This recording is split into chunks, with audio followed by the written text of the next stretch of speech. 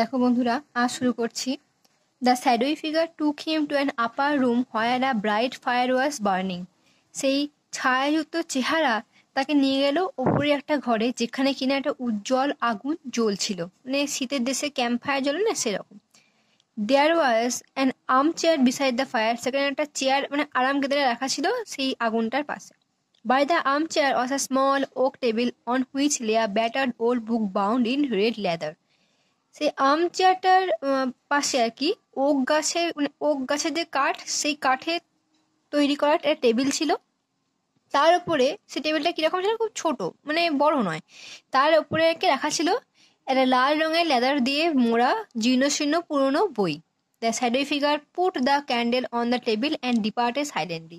সেই ছায়াযুক্ত চেহারা সেই মোমবাতিটাকে টেবিলের উপর রাখলো, রেখে আস্তে আস্তে চলে গেল। Mortimer collapsed into the armchair and picked up the old book.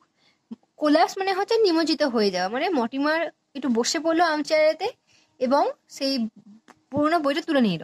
With a shock he realised it was the same book from his childhood. সে তখন এটা মানে খুব অবাক হয়ে গেল, অবাক হয়ে তার মনে পড়লো এটা তো সেই বইটাই যেটা সে ছোটবেলায় পড়েছিল। The book which content the story of midnight express. এবং সেই বইটাতেই কিন্তু সেই গল্পটা আছে। কি গল্প না, মিডনাইট এক্সপ্রেস। এই গল্পটার নামে একটা গল্প আছে। মর্টিমার ওয়াজ গ্রেটলি অ্যাফ্রেড। মর্টিমার তো খুব ভয় পেয়ে গেল, ও খুব ভয় পেয়ে গিয়েছিল। He turn the pages with trembling hands. সে কাঁপা কাঁপা হাতে বইটার পেজগুলো ওল্টাতে লাগলো। He began to read. সে পড়তে শুরু করলো। The story was about a man who is in his childhood had read a book which contain a frightening picture. গল্পটা ছিল একটা লোককে নিয়ে। কোন লোকটা না, যে লোকটাকে নিয়ে ছোটবেলায় সেই বইটায় ছবি ছিল, সে পড়েছিল, সেই লোকটাকে নিয়ে এইখানেও সেই গল্পটা আছে।